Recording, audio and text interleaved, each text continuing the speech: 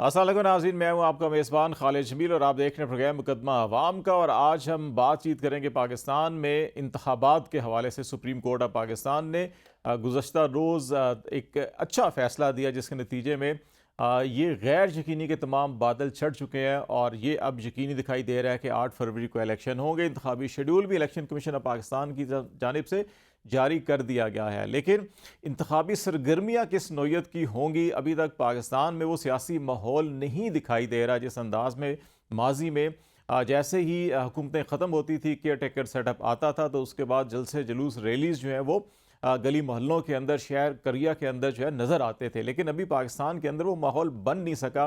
और फिर जो DROs होंगे वो डिप्टी कमिश्नर्स होंगे मुतलका अजला के। और फिर एक बड़ा एतराज़ ये भी उठाया जा रहा है कि ऐसे डिप्टी कमिश्नर साहिबान जो डिटेंशन ऑर्डर बार बार जारी कर रहे हैं या वो illegal orders high courts declare कर रही हैं उनके इकदामात को, और बाज़ जगहों के ऊपर तौहीन अदालत के नोटिस भी उनको दिए गए हैं और कार्रवाई हो रही है, लेकिन वो DRO भी होंगे। तो ऐसे माहौल के अंदर आज़ादाना इंतखाबात कैसे होंगे? तो ये 3-4 बड़े अहम मामलात हैं। और फिर सुप्रीम कोर्ट की हेयरिंग में इलेक्शन कमीशन ऑफ पाकिस्तान ने जो अपनी पटिशन और जो केस पेश किया उसमें बाज़ ऐसी चीज़ें सामने नज़र आई कि उन्होंने जो बड़े हकायक थे उनको शायद पेश नहीं किया या गलत पेश किया। तो ऐसी सूरत हाल में इसके नताइज क्या हो सकते हैं, ये आज के हमारे मौज़ूआत होंगे, अभी हम बात करेंगे। हमें स्टूडियो में खालिद यूसुफ चौधरी साहब ज्वाइन कर रहे हैं, माहिर कानून है और पाकिस्तान तहरीक इंसाफ की लीगल टीम के मेंबर भी हैं, और कामरान मुर्तज़ा साहब सेनेटर JUI से तल्लक है और सुप्रीम कोर्ट बार एसोसिएशन के प्रेसिडेंट भी रह चुके हैं। दोनों मेहमानों का बहुत शुक्रिया। कामरान साहब, आपसे मैं शुरू करता हूं कि एक चीज़ तो अच्छी हमें नज़र आई कि ऐसी तमाम क़यास आराइयाँ, मफरूज़े या जो खदशात का इजहार किया जा रहा था कि शायद कहीं इलेक्शन लेट हो सकते हैं, वो सुप्रीम कोर्ट के फैसले से अभी इंतखाबी शेड्यूल भी सामने आ गया। और इलेक्शन कमीशन अगरचे थोड़ा सा रिलेक्टेंट था कि हम पहले ट्रेनिंग करवाएंगे और फिर करेंगे, लेकिन सुप्रीम कोर्ट ने इंसिस्ट किया कि आप आज ही अनाउंस करें इलेक्शन शेड्यूल। तो आप समझते हैं कि बाज़ हलके जो हैं कि जो गुफ्तगू करते हैं कि शायद खुदा न खास्ता इलेक्शन को डिले किया जा सकता है, मईशत ठीक नहीं है, अमन अमान की सूरत हाल नहीं है, तो अब इलेक्शन शेड्यूल अनाउंस हो चुका, सुप्रीम कोर्ट ने एक बार फिर इसको इंडोर्स किया कि नहीं 8 फरवरी से आगे नहीं जाएंगे, तो इस किस्म की गैर यकीनी सूरत हाल या खदशात ख़त्म हो जाने चाहिए? यकीनन ख़त्म हो जाने चाहिए चाहिए थे, बल्कि हम्म। जब सदर की तरफ से और इलेक्शन की तरफ से मुशावरत के बाद एक डेट आ गई थी और वो इंडोर्स हो गई थी सुप्रीम कोर्ट की आर्डर में, तो ये बात जो है वो ख़त्म हो गई थी। मगर उसके बाद जो है वो सिंगल जज ने लाहौर हाई कोर्ट में जो कुछ किया वो बिल्कुल गलत था। और एक आर्डर की मौजूदगी में ऐसा काम कि जी ROs और DROs के नोटिफिकेशन को सस्पेंड, हालांकि कोई ऐसी कोई लीगल साइड पे कोई ऐसी प्रोविजन मौजूद नहीं है, ना तो कॉन्स्टिट्यूशन में ना इलेक्शन लॉज में, कि DROs ROs कहाँ से लिए जाएंगे। तो उसके बावजूद उसको सस्पेंड कर देना वो बिल्कुल गलत था।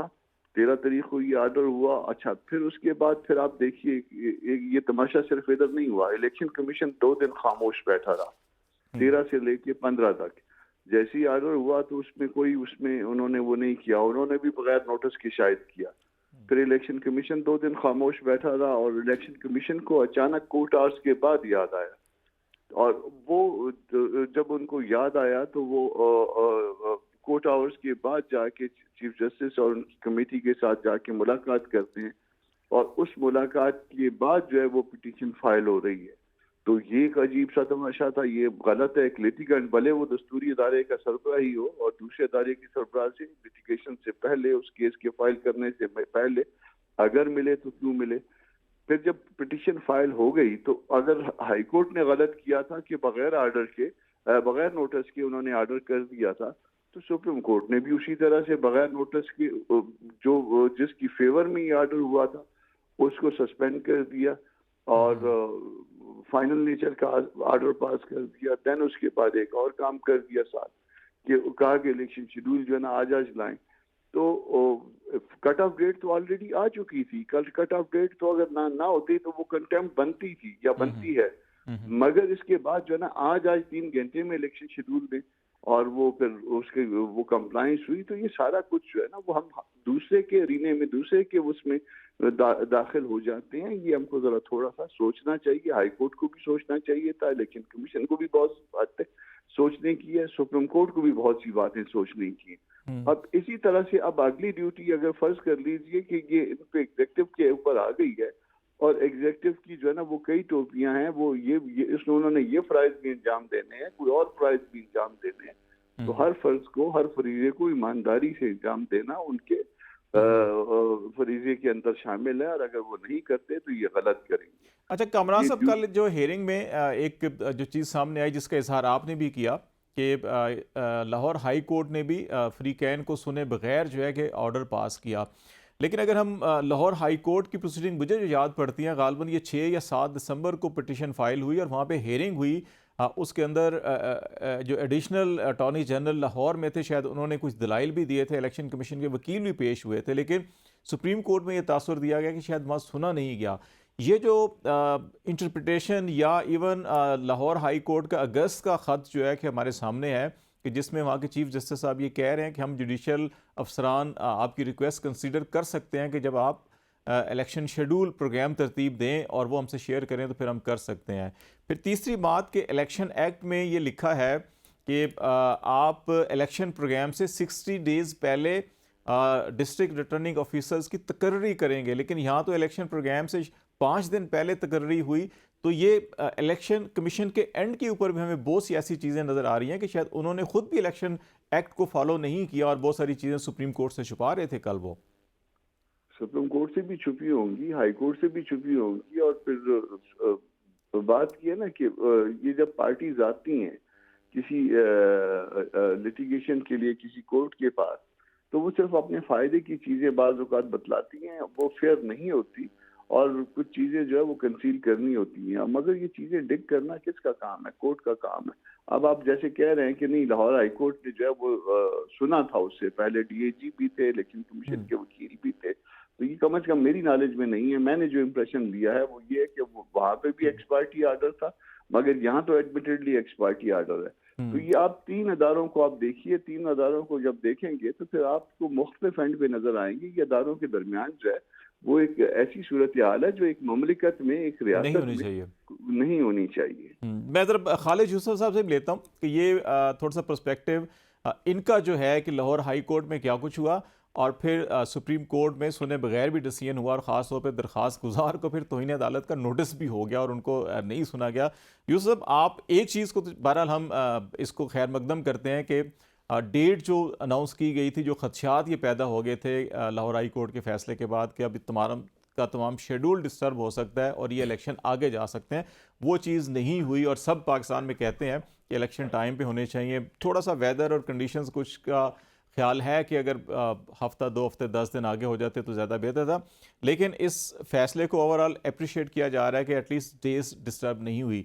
लेकिन जो बाकी असल इशू जो आपका है DROs का, कि वो इंतज़ामिया से हों या जुडिशरी से हों, वो अभी भी एग्जिस्ट करता है अपनी जगह पे। तो इस हवाले से आपकी अभी क्या पोजीशन होगी कि क्या आप इलेक्शन एक्ट के 55 सबसेक्शन 3 में है कि आप इलेक्शन कमीशन को एतराज़ कर सकते हैं जो भी मुतलका DRO अगर आपको बायस नज़र आता है या ऐसे ऑर्डर्स, डिटेंशन ऑर्डर हैं या इस किस्म की चीज़ें चल रही हैं, तो आप भी अभी सारी स्ट्रेटजी क्या होगी इस सूरत हाल में? देखें, सबसे पहले जब भी इलेक्शन होता है तो उसके लिए सबसे पहले ये बात ज़रूरी होती है कि जितने भी पॉलिटिकल पार्टीज़ हैं, जितनी भी पॉलिटिकल पर्सनैलिटीज़ हैं, जो शहरी पाकिस्तान का इलेक्शन लड़ना चाहता है उसको बराबर मौका फराम किया जाए। लेकिन इस वक्त पाकिस्तान के अंदर जो मौजूदा सूरत हाल है उसके अंदर पाकिस्तान तहरीक इंसाफ के जितने भी हमारी लीडरशिप थी और जितने भी लोग इलेक्शन लड़ना चाहते हैं, जो इलेक्शन का नाम लेते हैं, उनको किसी न किसी मुकदमे के अंदर डाल के उठा लिया जाता है। और ये काम सारा जितनी भी ज़िली इंतज़ामिया पंजाब के अंदर या पूरे पाकिस्तान के अंदर वो कर रही है। और उसी ज़िली इंतज़ामिया को जब इलेक्शन कमीशन ने बतौर रिटर्निंग अफसर और असिस्टेंट रिटर्निंग अफसर के तौर पे तैनात किया है, तो उसी के ऊपर हमारा बुनियादी एतराज़ है कि जो लोग हमारे ख़िलाफ़ इंतकामी कार्रवाइयों के अंदर मुलव्वस हैं तो उनको तब्दील किया जाए। इलेक्शन कमीशन ने कुछ अफसरान की तब्दीली के लिए खतूत भी लिखे, लेकिन अभी तक उनकी तब्दीली या ट्रांसफ़र अभी तक नहीं की गई। अब जो सेक्शन 55 है उसके अंदर ये बिल्कुल वाज़ेह है कि जितने भी ऑफिसरान जो डेपुटेशन पे लिए जाएंगे उनकी निगरानी इलेक्शन कमीशन करेगा। अब इलेक्शन कमीशन जिन अफसरान पे पहले ही एतराज़ कर चुका है, जिनके ऊपर अदम एतमाद कर चुका है, उनको भी तब्दील नहीं किया गया। इससे एक चीज़ बिल्कुल वाज़ेह आप अगर देखें, बिल्कुल वाज़ेह भी है और हम इस चीज़ को महसूस भी करते हैं, जो निगरान हुकूमत है वो गैर जानबदार नहीं है, वो मुकम्मल तौर पर जानबदार है, चाहे पंजाब की हो, चाहे वफाक की हो या बाकी सूबों की हो। अगर आप गवर्नर्स देखें, बाकी वज़रा देखें, वो सब पॉलिटिकल पर्सनैलिटीज़ हैं और किसी न किसी पॉलिटिकल पार्टी का हिस्सा हैं या किसी न किसी पॉलिटिकल पर्सनैलिटी के साथ उनकी करीबी अटैचमेंट है।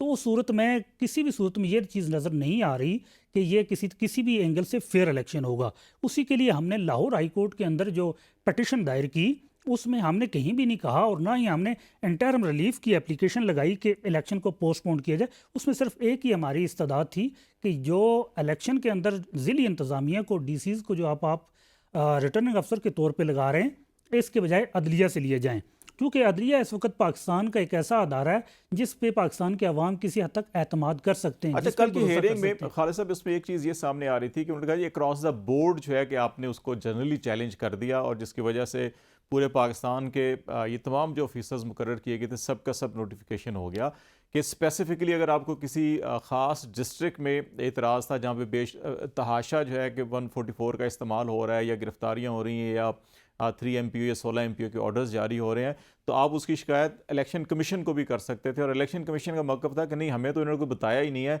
ये डायरेक्ट वहाँ पे चले गए हैं। तो क्या आप समझते नहीं है कि बेहतर था कि इलेक्शन कमीशन में जाते, आप कहते हैं जी फ़लाँ फ़लाँ डिस्ट्रिक्ट के DC साहिबान जो हैं कि वो ये काम कर रहे हैं और अगर आप उनको लगाएंगे तो ये खदशात होंगे, या अभी भी आपके पास ये ऑप्शन मौजूद है कि आप उन अजला को स्पेसिफिकली आइडेंटिफाई करें जहाँ पे आप समझ रहे हैं कि आला अदालतों ने उन ऑर्डर्स को कैंसिल किया, इलीगल करार दिया, तो तब वहाँ पे आप तब्दीली के लिए दरख्वास्त दे दें? देखें, जहाँ तक ज़िली इंतज़ामिया की बात है तो सबसे पहले ये देखा जाता है ऊपर जो उसको हेड कर रहा है, जो उनकी निगरानी कर रही है जो हुकूमत आया, कि वो जानिबदार है या गैर जानिबदार है। अब जो हुकूमत के ऊपर जानिबदार बैठी है तो उसके नीचे जितनी भी ब्यूरोक्रेसी है, जितनी भी ज़िली इंतज़ामिया पूरे पाकिस्तान के चारों सूबों और इस्लामाबाद के अंदर, चाहे बलूचिस्तान हो, चाहे सिंध हो, चाहे पंजाब या खैबर पख्तूनख्वा हो, सब की सब मुश्तरका तौर पे पाकिस्तान तहरीक इंसाफ की पॉलिटिकल विक्टिमाइजेशन के अंदर इन्वॉल्व है। अब वो MPOs के ऑर्डर जारी कर रहे हैं, चाहे वो मुकदमात का इंदराज कर रहे हैं, चाहे किसी भी हवाले से जो भी उनकी एक्टिविटी हो रही है, जितने भी वो अहकामात जारी कर रहे हैं, वो सारे पाकिस्तान तहरीक इंसाफ के ख़िलाफ़ हैं।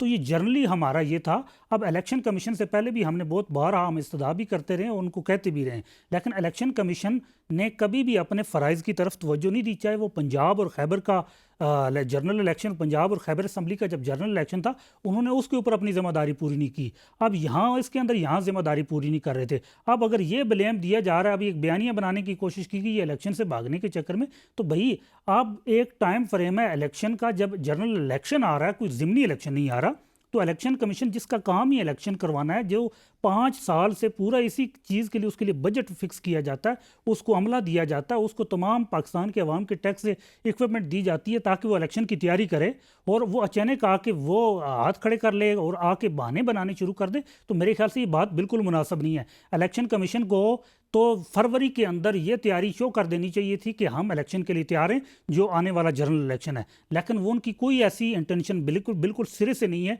कि वो इलेक्शन करवाना चाहते हैं। और उसके बाद अगर आप वो इलेक्शन करवाएंगे भी तो जिस अंदाज से वो लेके चल रहे हैं तो वो इंतहाई मुतनाज़ा इलेक्शन होगा। कामरान साहब, आपकी तरफ आता हूँ। इलेक्शन कमीशन का कंडक्ट, अगर हम लास्ट ईयर आपको याद होगा सुप्रीम कोर्ट में आप भी मौजूद थे जब अदम एतमाद की तहरीक कामयाब हुई थी और फिर असम्बलियाँ तहलील कर दी गई और उस वक्त इलेक्शन कमीशन को तलब किया गया, तो उस वक्त भी उन्होंने जो मौक़िफ़ इख्तियार किया, उसके बाद कोई हमें तब्दीली नज़र नहीं आई। लेकिन प्रैक्टिकली जितने भी हम इक़दाम देखते हैं उनके एंड के ऊपर शायद सुस्त रवि दिखाई दी है। वो संजीदगी जितनी होनी चाहिए और इतना कॉन्स्टिट्यूशनल इदारा है, उसकी जो ज़िम्मेदारी है, और सबसे ज़्यादा ज़िम्मेदारी उनके ऊपर आती है कि क्योंकि ये वो प्रोसेस कंडक्ट करते हैं जिसके नतीजे में पाकिस्तान की, रियासत पाकिस्तान की हुकूमत जो है कि उसका तश्कील पाना होता है और फिर कानून साज और आइन साज जो असम्बली हैं उनकी तश्कील होती है। तो वो उसका जो कंडक्ट हम ओवरऑल देखते हैं, अभी भी जैसे मैंने पहले भी कहा कि जो निशानदेही है वो शायद इतना संजीदा नहीं है। आप क्या समझते हैं कि क्या इलेक्शन कमीशन के रोल और कंडक्ट के हवाले से भी कुछ हमें रिव्यू करने की ज़रूरत है कि उसको अपने तमाम इकदामात बर वक्त या कबल अज़ वक्त एटलीस्ट तैयार रखने चाहिए। उनको तो अंदाज़ा होता है कि किसी वक्त भी असम्बलियाँ तहलील हो सकती हैं, किसी वक्त इलेक्शन हो सकते हैं, और 4 साल 5 साल बाद जब मुद्दत पूरी हो रही हो, वो तो वैसे ही पता होता है कब इलेक्शन होने हैं। लेकिन ऐसे मामलात में भी उनकी तैयारी अधूरी दिखाई दे रही है। देखिए, इस मामले को ना इन आइसोलेशन नहीं देखा जा सकता। हम्म। आप पूरा जो है ना वो एपिसोड देखिए कि जिस वक्त नो कॉन्फिडेंस मोशन आई थी, और नो कॉन्फिडेंस जो है वो यकीनन दस्तूर का हिस्सा है, और उस नो कॉन्फिडेंस के साथ जो हरकत की गई थी और जिस तरह से उसको जो है फायर किया गया, वो सारा कुछ जो है ना वो अपने जहन में जो है वो एक दफा कर लाइए। और एक असम्बली को इस तरह से डिसॉल्व करना जो कि नहीं कर सकते थे, चले डेक्लेरेशन आ गया। अब चंद महीनों के अरसे में देखिए कि 3 असम्बलियां डिसॉल्व करना, और जब ये 3 असम्बलियां कोई शख्स जो है कोई पॉलिटिकल पार्टी आप कह लीजिए कोई डिसॉल्व करती है और इस मैनर में डिसॉल्व, यकीनन रियासत में जो है वो और अदारे भी इस तरह के मामलात में एक्टिव हो जाते हैं। इस तरह से तो इजाजत नहीं दी जा सकती कि कोई शख्स जो है वो इस तरह से हर चीज अपने हाथ में ले ले, और ये जैसे उसको गलत तौर पे अगर आउट दे दिया है या दुरुस्त तौर पे उसका कोई जो है ना कोई उसने छक्का या चौका मारा था, उसको नहीं दिया गया, तो वो विकेटें उखाड़े, मैदान को खराब करे, ग्राउंड में जो है ना वो खड्डे बना दे और उसके बाद जो है ना वो चलता बने। तो ये सारे मामला जो है ना ये यहाँ से शुरू हुए हैं, और यहाँ से शुरू होते होते वो सारा कुछ इस इंजाम तक मामले को पहुंचा दिया। नो कॉन्फिडेंस हो गई, चले असम्बली रिस्टोर हो गई, उसके बाद अपने लोगों को रिजाइन करवा दिया, जिसके बाद कहा कि नहीं हमने तो रिजाइन इस्लाम वजह से दिए थे। फिर उसके बाद पंजाब असम्बली टूटी, फिर उसके साथ जो है खैबर पख्तूनख्वा असम्बली टूटी। तो ये सारा कुछ जब इस तरह से करेंगे, जब जिस गेम में कोई बेईमानी शुरू हो जाती है, तो बेईमानी की जरा बुनियाद शुरू करिए ना, देखिए कि कहाँ से शुरू हुई है, दूसरी पैर जाएगी। मगर ये इलेक्शन कमीशन जो है ना वो सिर्फ इसका बेनिफिशियरी नहीं होगा कि इलेक्शन कमीशन ने जो है ना इस तरह से कर दिया, या उसको अल्टीमेटली इलेक्शन ना करवाने का या इस तरह से तनकीद जो है ना उसको लेने का कोई जो है ना वो उसका कोई फायदा होगा। उसका काम इलेक्शन करवाना है, मगर इसके पीछे यकीनन कोई ऐसी हरकत शामिल होंगी जिसकी वजह से ये समझा गया होगा, जिसकी वजह से इस नतीजे पे पहुंचा गया होगा कि ये जो कुछ हो रहा है वो दुरुस्त नहीं हो रहा, वो उसको दुरुस्त करने की कहीं ना कहीं से कोशिश कहीं और से आई होगी।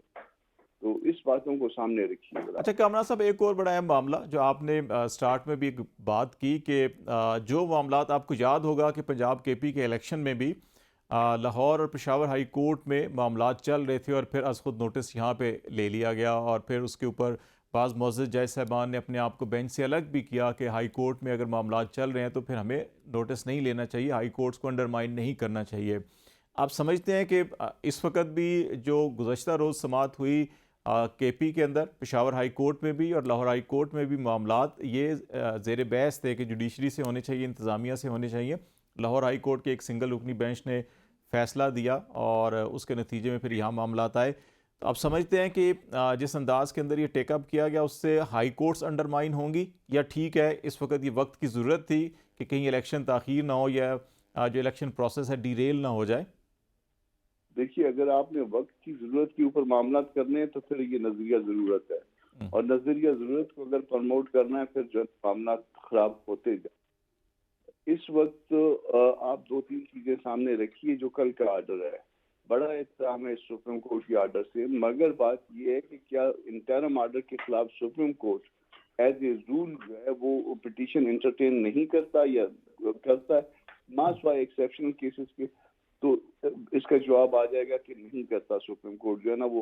और फिर जब कहीं पे सब जुडिस है, हाई कोर्ट्स भी दस्तूरी अदालतें हैं, वो भी दस्तूर के तहत वजूद में आई हैं, तो अगर उधर मामला सब जुडिस हो गए हैं तो फिर जो है ना वो इस तरह से जो है उसको रास्ते को काट के और सारी चीजें अपने पास बुलवा लें, और बुलवा के उसके बाद कंटेम्प्ट नोटिस जारी कर दें जिसने पिटीशन फाइल की है। पिटीशन देखिए, मैं पिटीशन फाइल करता हूँ, वो मेरी राय में दुरुस्त हो सकती है, मगर आपकी राय में वो गलत भी हो सकती है। इस बात में कभी कंटेम्प्ट नहीं बनती है। वो अगर गलत पिटीशन थी, वो फ्रीवियस थी, तो उसको जो है हाई कोर्ट उसको उड़ा के रख देती और उस पर कास्ट भी कर लेती।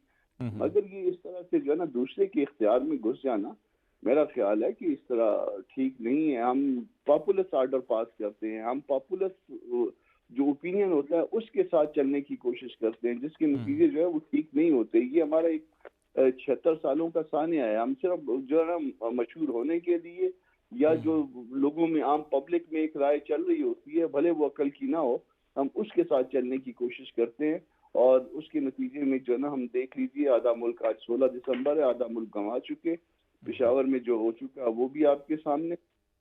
और उसके बाद हम ऐसे स्टेज पे खड़े हैं कि जहाँ पे हमको जो है ना इतने मामूली पैसों के लिए भीख मांगनी पड़ती है, जो कि अमीर लोगों के पास जो है ना वो इससे कई कई गुना ज्यादा होता है। ज़्यादा पैसे कम ना साहब, हमें ब्रेक लेनी है। ब्रेक के बाद हम आएंगे तो यकीनी तौर के ऊपर जो हमने तारीख सबक क्या हासिल किया। आपने 16 दिसंबर का हवाला दिया और 70 में इलेक्शन हुए, इलेक्शन के नताइज बड़े वाजे थे, लेकिन शायद उन नताइज को तस्लीम नहीं किया गया और फिर पाकिस्तान 2 लाख भी हुआ। आज फिर हम इलेक्शन प्रोसेस की बात कर रहे हैं और साथ 16 दिसंबर भी है, साने IPS का आपने जिक्र किया। इस तनाजुर में अभी वे फॉरवर्ड क्या होना चाहिए, इस इलेक्शन प्रोसेस को यहाँ से आगे ले के कैसे जाना चाहिए, हमारी इंतज़ामिया को, हमारे तमाम इदारों को क्या क्या किरदार अदा करना चाहिए, इससे बात करेंगे ब्रेक के बाद। नाज़रीन हमारे साथ रहेगा।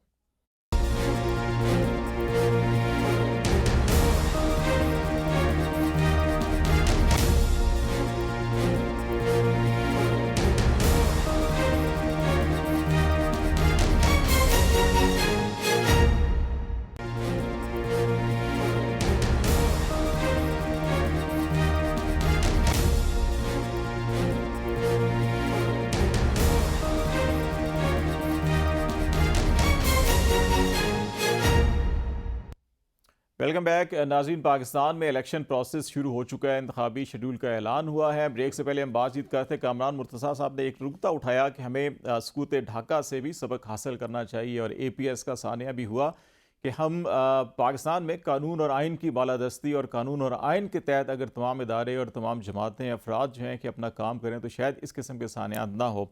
चौसा, मैं आपकी तरफ आता हूँ और एक बुनियादी नुकता आप से भी वही जिस पे हमने कामरान साहब से बात की थी और फिर हम इसको वे फॉरवर्ड की तरफ चलते हैं कि सुप्रीम कोर्ट के इस फैसले के नतीजे में क्या आप भी समझते हैं कि हाई कोर्ट्स अंडरमाइन हुई हैं और अब ये अगर जो डिसीजन हो गया है तो फिर अब इसको आगे कैसे लेके चलना होगा? देखें, जहाँ तक मैं समझता हूँ, सुप्रीम कोर्ट के फैसले से जिस तरह की ऑब्जर्वेशन दी गई, रिमार्क्स दिए गए हाई कोर्ट्स के बारे में, उससे एक अल्टीमेटली एक प्रेशर लोअर कोर्ट्स पे लाजमी पड़ता है, क्योंकि वो मातहत अदालतें बुनियादी तौर पे हाई कोर्ट हो या सुप्रीम कोर्ट हो, दोनों का काम बुनियादी हकूक़ का तहफ़्फ़ुज़ है और दोनों को एक दूसरे को अंडरमाइन नहीं करना चाहिए और एक दूसरे के अख्तियारात के अंदर मुदाखलत नहीं करनी चाहिए। अब बुनियादी तौर पे पटिशन लाहौर हाई कोर्ट के अंदर दायर हुई थी, उसके ऊपर उसने एक फ़ैसला दिया, उसके साथ ही उन्होंने तारीख भी रख दी थी और ये उन्होंने इलेक्शन शेड्यूल को रोकने का कोई भी ऑर्डर नहीं जारी किया और ना ही उन्होंने ऐसा कोई ऑर्डर जारी किया कि जिससे इलेक्शन शेड्यूल रुक सकता था। सिर्फ एक नुक्ते पे उन्होंने वो फैसला मुअत्तल किया कि जो रिटर्निंग अफसरान की हद तक, अब इलेक्शन कमीशन शेड्यूल तो किसी वक्त भी दे सकता है, अब वो पहले भी दे सकता था लेकिन उसने नहीं दिया, टाइमली जब देना चाहिए था वो नहीं दिया, वो हमेशा इस चीज़ से भागता रहा और फिर इस फैसले की आड़ के अंदर वो उसने भागने की भी कोशिश की। एक चीज़ अच्छी है कि सुप्रीम कोर्ट ने दोबारा से इस चीज़ को मेक श्योर बनाया कि इलेक्शन 8 फरवरी को, लेकिन उसके अंदर जो फैसले के अंदर कुछ ऐसी चीज़ें कि जो नहीं होनी चाहिए थी, जिसके अंदर पटिशनर को जो दरख्वास्त गुजार थे बैरिस्टर उमैर खान न्याजी, उन्होंने एक बुनियादी हकूक जो इलेक्शन के ऊपर उनका एक बुनियादी हक बनता था कि एतराज़ उठाएं, उन्होंने वो हाई कोर्ट के सामने रखा और हाई कोर्ट से वो रिलीफ लेने की कोशिश की, जो कि हाई कोर्ट का एक दस्तूरी फ़र्ज़ था कि वो उनको वो हक देती और उन्होंने वो दिया। उस पर उसके ऊपर उनकी ऑब्जर्वेशन आई। अब उसके ऊपर फ़ौरन से जैसे सुप्रीम कोर्ट के अंदर फ़ौरन मामला टेकअप किया गया और हमें सुने बगैर, हालांकि आज जो दौर है टेक्नोलॉजी का दौर है, इससे पहले भी बहुत बार हुआ कि आप वीडियो लिंक पे किसी उसी आधे घंटे के नोटिस पे जो है वो सुना जा सकता था, लेकिन ऐसा नहीं किया गया। जस्टिस शौकत अजीज सिद्दीकी साहब के केस में वो भी वीडियो लिंक के ऊपर ही थे और ये इस प्रैक्टिस चल भी रही है यहाँ पे, कोई इसमें नई चीज़ नहीं आई है। नहीं, हमारे जितने भी वकील, अब एक तो पहले सोशल मीडिया की हद तक हमें खबरें मिल रही थी कि कोई पटिशन दायर हो रही है, फिर खबर मिल रही थी कि चीफ इलेक्शन कमिश्नर की चीफ जस्टिस साहब से मुलाकात हुई, फिर इस तरह की अब रूमर्स ही चल रहे थे, चूँकि अब मेरे को कंफर्म खबर तो थी नहीं, चूँकि छुट्टी का टाइम हो चुका था। अब अगर हमें मालूम होता कि ये पटिशन दायर कर रहे हैं और हमें अगर सिर्फ आधे घंटे का भी वक्त दिया जाता तो हम सुप्रीम कोर्ट के सामने पहुँच के अपना मौक़िफ़ रखते हो। और इलेक्शन कमीशन ने जो वहाँ गलत बयानी की और जिस तरह गलत एक उन्होंने हमारे बारे में राय कायम करने की कोशिश की और परसेप्शन कायम की, उसके ऊपर हम अपने वहाँ मौक़िफ़ ज़रूर अच्छा, देते ये हैं। समझते हैं कि ईसीपी को जैसे दरख्वास्त गुजार को नोटिस किया गया तौहीन अदालत का, ईसीपी को भी नोटिस किया जा सकता है? ये जो जो फैक्ट जो है, फैक्चुअल पोजीशन वहाँ शायद नहीं बयान की गई जो थी, तो ईसीपी के ऊपर भी इसका असरात आ सकते जी हैं? जी, कंसीलिंग ऑफ फैक्ट्स के तहत इनके खिलाफ भी कार्रवाई हो सकती है अगर सुप्रीम कोर्ट चाहे तो। कमरा साहब, आपकी तरफ मैं आता हूँ। एक तो ये बताइएगा कि आपने स्कूत ढाका का हवाला दिया कि 70 के इलेक्शन को अगर हम सामने देखें और फिर उसके बाद तमाम इलेक्शन अगर हम पाकिस्तान में देखें, बदकिस्मती है हमारी कि हर इलेक्शन के ऊपर उंगली उठाई गई और उसके पीछे रीजंस थी। ये नहीं था कि बिला जवाब शायद उंगलियां उठाई गई, उसके पीछे रीजंस थी। और अभी भी जिस मकाम पे हम खड़े हैं, ये कोशिश थी बहुत से इदारों की, अफराद की, कि कोई ऐसा कंसेंसस बन जाए कि एटलीस्ट इस प्रोसेस को इतना मुतराज़ा ना हो कि जिसके नतीजे में आपका पूरा पॉलिटिकल सिस्टम, आपका पूरा का पूरा जब सियासी निज़ाम में हलचल होती है तो पूरी की पूरी आपकी मईशत, माशरत और समाजियात जो हैं वो सारी मुतासर होती हैं। लेकिन अभी भी इलेक्शन से पहले जो कुछ हो रहा है और जो नज़र आ रहा है, शायद वो इतना कोई हौसला अफजा चीज़ें नहीं है। तो आप क्या समझते हैं कि हमें कहाँ कहाँ हमसे गलतियाँ हुई हैं, हमें क्या सीखना चाहिए अपनी तारीख से और अपने मुस्तकबिल को कैसे उन गलतियों से निकालना चाहिए? देखिए, आप 75 साल की तारीख आएंगे तो आपसे हर रोज गलती हुई है। हमने हर रोज जो है ना कोई जख मारी है, कोई ना कोई खराबी की है। हम उस मशरकी पाकिस्तान को जिसकी आबादी हमसे ज्यादा थी, यानी आबादी के हवाले से वो अक्सरियती इलाका था, वो हमने उसको गद्दार डिक्लेयर कर दिया। नतीजे के तौर पे वो जो है ना वो हमसे चले गए, अलग हो गए। तो ये एक अजीब सी बात है। वो शेख मुजीब जो फातिमा जना के साथ उसके एक वर्कर के तौर पे उसके साथ सियासी जद्दोजहद में शरीक था, वो शेख मुजीब जाके किस एंड तक उसको हमने पहुंचा दिया। यहाँ हमने उस पार्टी के लीडर ने जिसके पास 80 प्लस सीटें थी और उस पार्टी के लीडर को जिसके पास 160 प्लस सीटें थी, हमने उसको जो है ना वो इक़्तिदार देने से इनकार कर दिया और उसमें हमने हमारे अदारों ने शराकत की और वो शराकत के नतीजे में ये मुल्क चला गया। और जिस हिस्से को हम ये कहा करते थे कि वो हम पे बोझ है, आज वो हमारे जैसों का बोझ उठाने के लिए उसमें एक सलाहियत मौजूद है। तो ये सारा कुछ जो अगर हमने ठीक नहीं किया तो सिर्फ इस वजह से ठीक नहीं किया कि हमने इस मुल्क में, इस खित्ते में ये 75-76 साल में कभी दस्तूर का, कानून का ख्याल नहीं किया।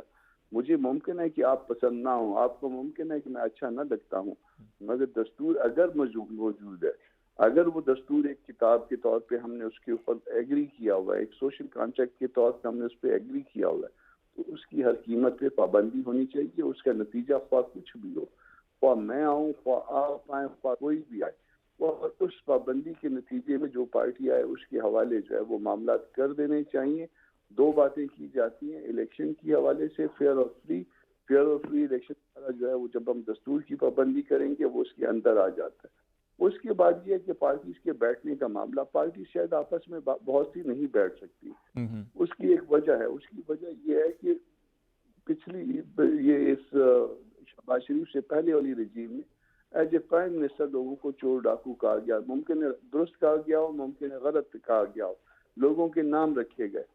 अब जब हम अपना कल्चर हम सामने रखते हैं, जब मुझे कोई चोर और डाकू कहता है, मेरे नाम रखता है, तो मैं शायद उसके साथ कभी भी बैठने के लिए तैयार नहीं हूँ। मैं कोई सूफी नहीं हूँ, कि मैं कोई इतने बड़े दिल का मालिक नहीं हूँ कि जब मेरे नाम रखे जाएं, मुझे गालियां दी जाएं और फिर उसके बाद मुझसे ये तवक्को की जाए कि जब वो किसी सख्त वक्त में हो तो मैं उसके साथ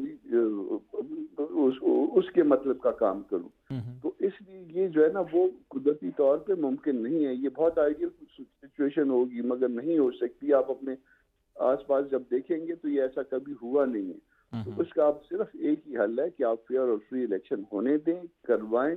उसके बाद जो भी गवर्नमेंट आए वो अपने तौर पे ये मुल्क के अंदर कंसेंसस पैदा करे, मुल्क में मामला को ठीक करने की कोशिश करे और मुल्क को तरक्की की तरफ लेके चलने की कोशिश करे। यही इस वक्त हाल मुझे हाल है। कमरान साहब, ये बताएं मुझे कि आज 16 दिसंबर से लेके 8 फरवरी तक आप DROs आगे, ROs आगे, AROs की तकर्री होगी, अगले 3 दिन उनके अंदर ट्रेनिंग भी कंप्लीट हो जाएगी, इलेक्शन प्रोसेस शुरू हो जाएगा।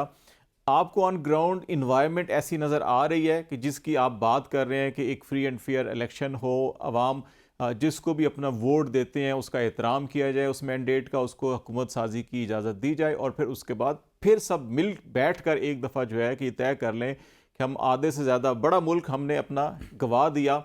और इस वक्त भी हमारे यहाँ बदकिस्मती से सियासी तफरीक, मसलकी और बहुत से और बड़े मसाइल हैं, हम उसकी डिटेल में नहीं जाना चाह रहे। आपको ये नज़र आ रहा है कि 16 दिसंबर से 8 फरवरी तक ऑन ग्राउंड जो ज़मीनी हकायक हैं आपकी उस आइडियल पोजीशन को सूट कर रहे हैं या उसको मुफाकत रखते हैं, उसके कई मामलात ऐसे ही चलेंगे या खुदा न खास्ता हम मज़ीद खराबियों की तरफ बढ़ेंगे? देखिए, सियासी तकसीम तो बुरी बात नहीं है। तकसीम भी कोई उसको आप जो है ना उसको नहीं कह सकते। जब इस तरह से आपस में तकसीम होती है, अगर आप उसको पॉजिटिव में लें तो वो तरक्की की वजह बनती है। वो लोगों के पास मुख्तलिफ ऑप्शंस होते हैं। असल चीज़ ये है कि आप किस चीज़ को बुनियाद बना के इस मुल्क का निज़ाम किस तरह से चलाना चाहते हैं। अगर इस मुल्क का निज़ाम जो है वो दस्तूर के मुताबिक चलना है तो फिर तो हर चीज़ ठीक चलेगी। और अगर इस मुल्क का निज़ाम मेरे और आपके नज़रिया ज़रूरत के मुताबिक चलना है और मैं ये कहूँ कि नहीं मेरे बाद जो है वो मैं चला जाऊंगा तो फिर इसके बाद क्या होगा, इसके बाद तो दुनिया शायद जो है ना वो चलने के काबिल ना रहे, लूली हो जाए, लंगड़ी हो जाए, अंधी हो जाए, बहरी हो जाए, तो फिर इस तरह से मुल्क नहीं चलते। हमको सारा मामला दस्तूर के हवाले करना है और स्ट्रिक्टली जो है वो उस तरह से चलना है। और ये दस्तूर की पाबंदी जो है वो उस सूरत में होगी जब मामला ऊपर से सीधा चलेगा। नीचे वालों को आप कहें कि किसी सबऑर्डिनेट लेजिस्लेशन को फॉलो करें, वो नहीं करेंगे उस वक्त तक जब वो ये ना देखेंगे तो उनके बड़े भी जो है वो कानून की पाबंदी जो है वाकई करते रहे हैं और उनको वो पाबंदी करते हुए नजर आए। और अगर नजर नहीं आएगी तो फिर ना ऊपर वाला कोई कानून मानेगा ना नीचे वाला मानेगा। खालिद जोसेफ, आपकी तरफ मैं आता हूँ कि आपको क्या आज 16 दिसंबर से 8 फरवरी तक जो है कि आपको माहौल नज़र आ रहा है कि आप एक फेयर इलेक्शन के लिए जो बुनियादी लवाजमात होते हैं वो फराम किए जाएंगे? देखें, जहाँ तक इस वक्त सूरत हाल नज़र आ रही है हमारे मुल्क के अंदर, तो मेरे ख्याल से कहीं भी सबक किसी ने भी नहीं सीखा, उसी रवश पे आज भी कायम है। जब 1958 के अंदर पहली बार आइन को तहलील किया गया, मनसूख किया गया, मुअत्तल किया गया, उस दिन से ईस्ट पाकिस्तान के लोगों ने ताहिया कर लिया था कि चूँकि यहाँ आइन की कोई भी हुर्मत नहीं है, तो उनके ज़हन के अंदर अलहदगी का पहला ख्याल पैदा हो चुका था, जो सिर्फ 13 साल के बाद उनके ज़हन में उन्होंने उसके ऊपर अमल दरामद करते हुए अपना मुल्क अलग करवा लिया। अब हम ये कहते हैं, हमेशा हमारे यहाँ एक बात कही जाती है कि ईस्ट पाकिस्तान जो है भारत की फौजी मदाखलत की वजह से अलग हुआ, तो मेरे ख्याल से ऐसी बात नहीं है। जो ईस्ट पाकिस्तान अलग हुआ वो सिर्फ आइन के ऊपर अमल दरामद ना करने की वजह से, आइन को सामने ना रखने की वजह से, उसकी हुर्मत का पास ना रखने की वजह से ईस्ट पाकिस्तान हमसे अलग हुआ। 16 दिसंबर की बुनियादी वजह ये है। बाकी तो ये ज़िमनी वजूहात होती हैं, फौजी मदाखलत हो जाती है या बाकी जो चीज़ें होती हैं। तो लेकिन बुनियादी गलती कुछ हमारी अपनी भी थी और इंडियन इन्वॉल्वमेंट को तो आप उनके अपने प्राइम मिनिस्टर ने इंटरनेशनल फोरम के ऊपर एक्सेप्ट किया कि हमारी इन्वॉल्वमेंट थी और हमने ये क्रिएट किया था। लेकिन उनको ऐसी स्पेस प्रोवाइड किसने की? ऐसी स्पेस हिंदुस्तान को मिली किस वजह से? वो सिर्फ इस वजह से मिली कि आइन के ऊपर अमल नहीं किया गया, आइन को तोड़ा गया, आइन की तखरीब की गई, जो अवाम के आइनी हकूक थे वो उनको नहीं दिए गए। तो जब आप घर के अंदर अपने लोगों को हकूक नहीं देंगे तो लोग बाहर से मुदाखलत। बहुत शुक्रिया खालिद यूसुफ चौधरी साहब आपका, कामरान मुर्तज़ा साहब आपका, बहुत शुक्रिया। नाज़रीन, बुनियादी बात के आइन पाकिस्तान एक ऐसी दस्तावेज़ात हैं जिसके अंदर अगर तमाम इदारे, जमातें और तमाम फ़र्द उसका एहतराम करें और अपने अपनी डोमेन के अंदर काम करें तो शायद फिर इस किस्म की रंजिशें पैदा ही ना हो और पाकिस्तान आगे बढ़ सकता है। यहाँ पे हम ब्रेक लेंगे, ब्रेक के बाद वापस आएंगे तो इसी नुक्ते के ऊपर हम अपने जो स्ट्रेटजिक एक्सपर्ट्स हैं उनके साथ ही बातचीत करेंगे कि हमने सबूत ढाका या सानिया APS से क्या सीखा और पाकिस्तान को हम किस एतबार पे एक कौमी इत्तेहाद और यकजहती के साथ आगे लेके चल सकते हैं, इस बात करेंगे। ब्रेक के बाद हमारे साथ रहेगा।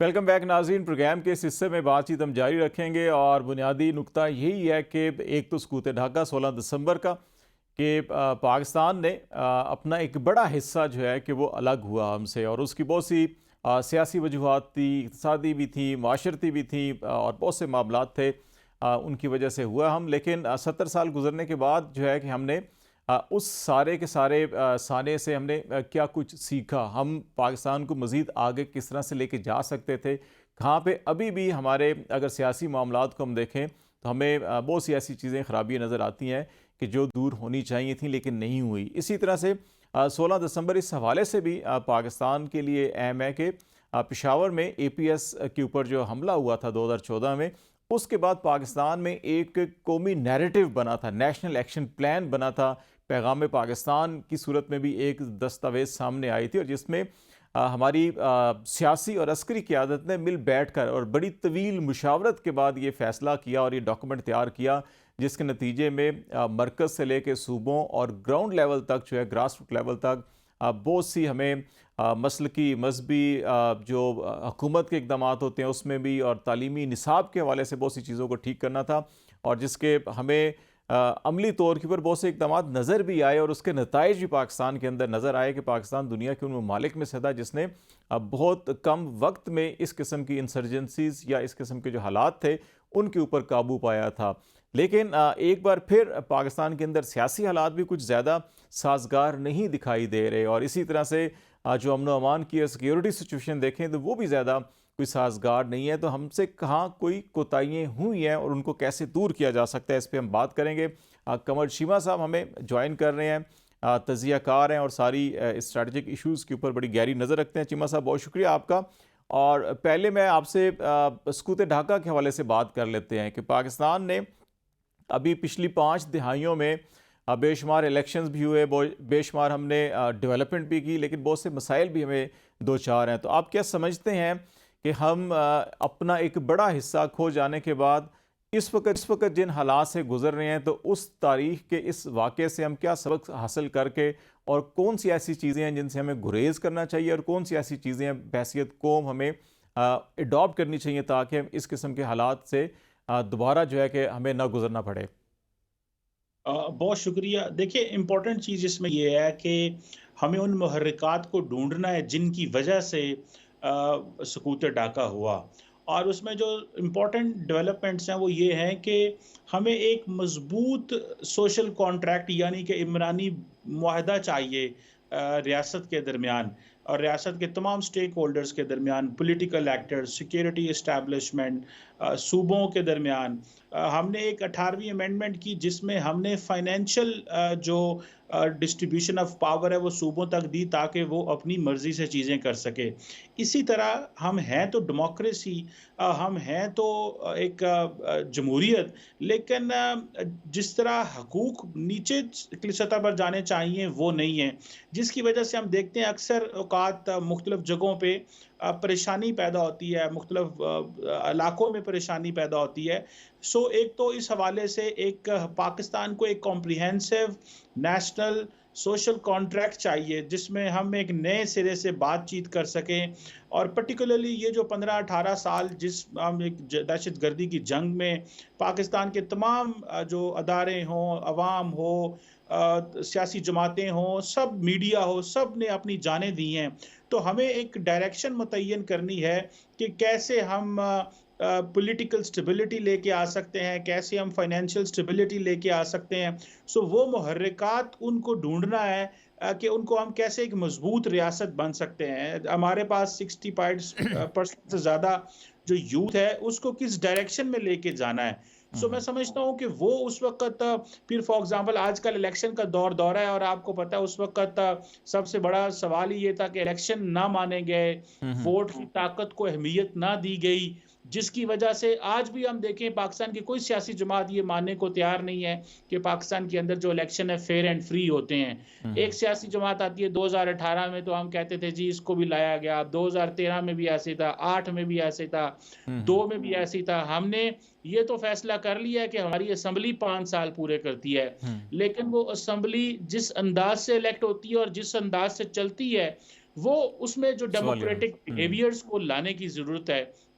सिर्फ ये टर्म पूरी कर देना और कहना कि निज़ाम जो है वो सियासतदान जो है वो इलेक्ट होके आते हैं और उनकी टर्म कंप्लीट होती है, मैं समझता हूँ ये सफिशिएंट नहीं है। सियासतदानों को अपनी जो एक लॉस्ट स्पेस है उसको किस तरह रीगेन करना है, किस तरह पार्लियामेंट को फाल करना है, किस तरह अपनी सेल्फ अकाउंटेबिलिटी करनी है, किस तरह लोगों का और अवाम का और यूथ का डेमोक्रेटिक प्रोसेस के ऊपर एतमाद को बहाल करना बहाल है। करना है। ये मैं समझता हूँ वो चीजें हैं, तब जाके हम उन लेसन्स को सीख सकेंगे। हम जमहूरियत तो जरूर है, लेकिन अगर आप देखें कि पाकिस्तान के अंदर लोगों का जो पार्लियामेंट के ऊपर ट्रस्ट है या अपने इंस्टीट्यूशंस के ऊपर ट्रस्ट है, जो और अपनी पुलिस के ऊपर, अपने अदारों के ऊपर जो ट्रस्ट है वो बहुत नीचे गिरा हुआ है। और इन चीज़ों को दोबारा गेन करना, और ये सिर्फ और सिर्फ सियासतदान कर सकते हैं। और आपको एक बात बताऊं कि हमने सियासतदानों को हमारी जो पॉलिटिकल क्लास है अक्रॉस द बोर्ड, में किसी एक सियासी जमात का नाम नहीं ले रहा, इन्होंने पाकिस्तान के ऊपर बड़े तजर्बे किए हैं। कभी किसी का दिल करता है वो अमीर अल मोमिनीन बनना चाहता है, कभी किसी का दिल करना है वो अपने जो है वो अपनी मर्जी से कहता है जी कि फलां अदारे में ये तब्दीलियां ले आओ। कभी खुद ही डेमोक्रेट जो हैं वो कॉन्स्टिट्यूशन को दबा देते हैं, अपनी पावर्स को एक्सरसाइज नहीं करते। मैं समझता हूँ कि हमने इन सियासतदानों को सिखाया है, हमने इनको पढ़ाया है at the expense of the backwardness of the country.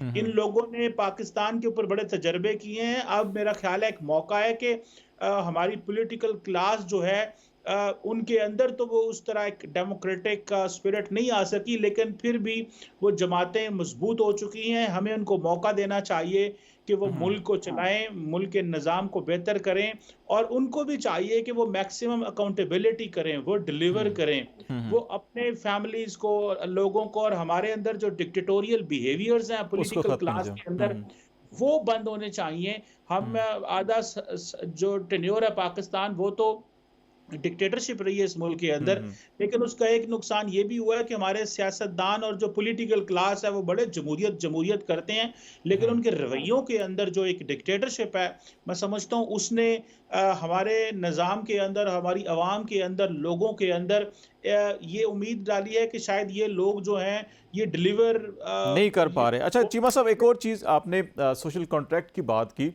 दो बड़ी अहम दस्तावेज़ात हैं जिनका मैं हवाला देना चाह रहा हूँ, एक मिसाक़ जमहूरियत और एक नेशनल एक्शन प्लान। ख़ास तौर के ऊपर जब सानिया APS हुआ उसके बाद तैयार हुआ, मैंने अपनी ओपनिंग लाइन में ही बात की उसकी। क्या आप समझते हैं कि ये दोनों डॉक्यूमेंट्स जो हैं कि वो जिस चीज़ की आप बात कर रहे हैं उसकी रिक्वायरमेंट फुलफ़िल करते हैं, नंबर 1, और नंबर 2 के अगर नहीं तो फिर आप ये समझते हैं कि हमारे यहाँ पॉलिटिकल विल, और पॉलिटिकल विल से मुराद आपने तो सिर्फ सियासी जमात किया, लेकिन पाकिस्तान के अंदर इससे इनकार नहीं किया जा सकता कि सियासी जमातों के साथ साथ हमारे जो इदारे हैं उनका बड़ा अहम किरदार है हमारे सियासी निज़ाम के हवाले से भी और हुकूमतों के बनने और टूटने के हवाले से भी। तो जिस तरह से नेशनल एक्शन प्लान बना, अक्रॉस द बोर्ड सब ने बैठ कर कंसेंसस क्रिएट किया, उसी तर्ज के ऊपर जो है कि दोबारा से कोई इस किस्म का कंसेंसस बनाना पड़ेगा कि हमें आगे कैसे चलना है।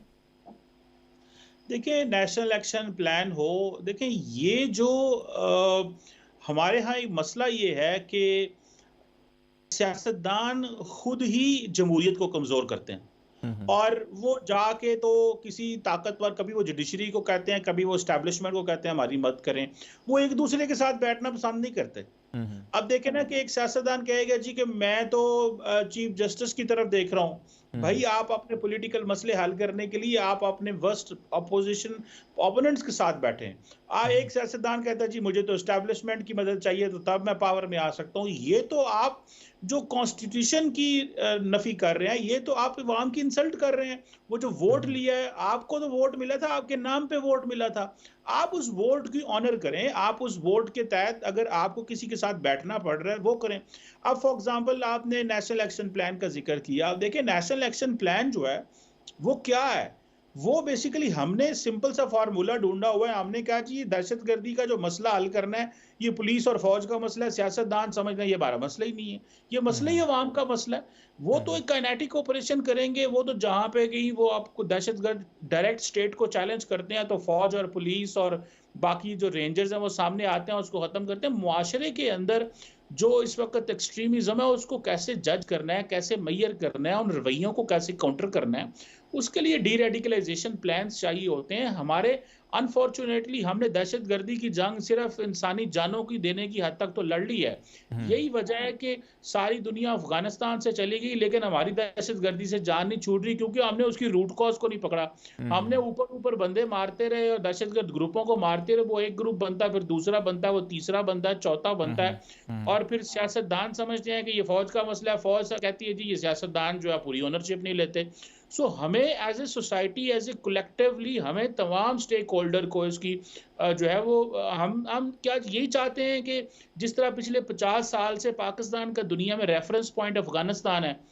जी, चलें जी अफ़गानिस्तान क्योंकि जी सोवियत यूनियन को ख़त्म कर रहे हैं। हम्म। चलें जी अफ़गानिस्तान क्योंकि जी आप दहशतगर्दों से लड़ना है, तो उसके लिए किसके पास जाएँ जी? पाकिस्तान जाएँ। सो दुनिया हमारे पास तब आती है हम्म। जब अफ़गानिस्तान के साथ मसले ख़राब हों या हम्म। ठीक करने हो। सो हमें अपना एक सेपरेट आइडेंटिटी एस्टैब्लिश करनी चाहिए थी। हमने दहशतगर्दी की जंग लड़ के जीती है, और दुनिया इसीलिए हमारी इज्जत करती है कि भाई देखें, आज आर्मी चीफ अमेरिका गए हुए थे, तो सेक्रेटरी ऑफ स्टेट और सेक्रेटरी ऑफ डिफेंस इसीलिए मिल रहे हैं कि उनको पता है कि पाकिस्तान की फौज ने दहशतगर्दी की जंग में बड़ी कुर्बानियां दी हैं, हम्म। और हमने इंटरनेशनल कम्युनिटी के साथ मिलकर दुनिया में अमन कायम किया है। क्वेश्चन ये है कि एज ए कौम हम मिल के किस तरह जो नेशनल एक्शन प्लान है उसका जो काइनेटिक फ्रेमवर्क है उसको तो हमने डील कर लिया। वो जो दूसरे फ्रेमवर्क हैं जिसमें हमने पैगाम पाकिस्तान भी जारी कर दिया, जिसमें पाकिस्तान के मुख्तलिफ किस्म के जो उलमाए दीन हैं, स्कॉलर्स हैं, यूनिवर्सिटियों के प्रोफेसर हैं, जिन्होंने बड़ा काम किया, मेहनत किया।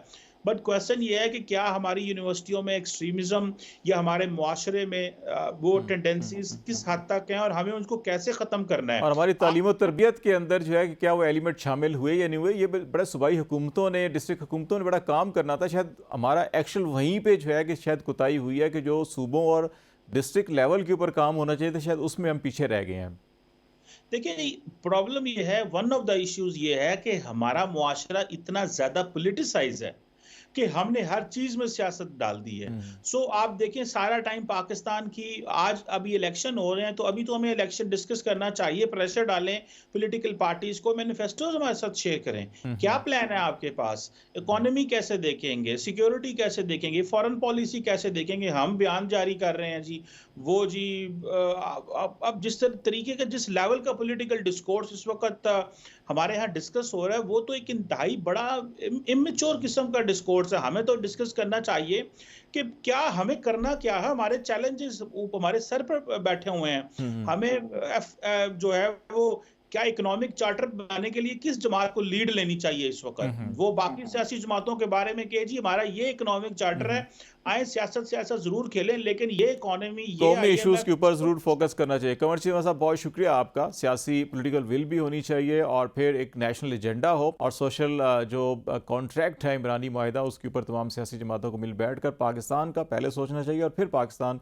और अपनी सियासत जो है उसके ऊपर फोकस करें। आज तक के लिए इतना ही। खालिद जमील को इजाज़त दीजिए। अल्लाह हाफिज़।